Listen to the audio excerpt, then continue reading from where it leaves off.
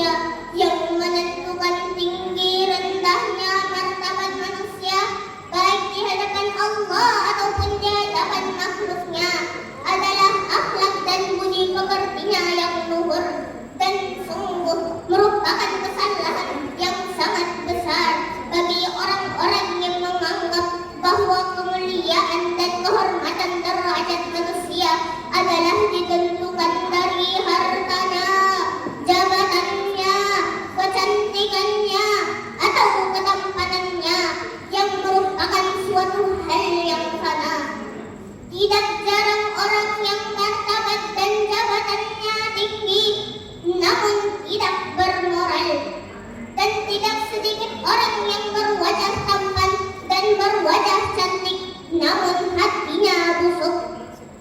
Dengan bagiku, apakah orang-orang seperti mereka dapat dikatakan sebagai orang yang terhormat dan mulia?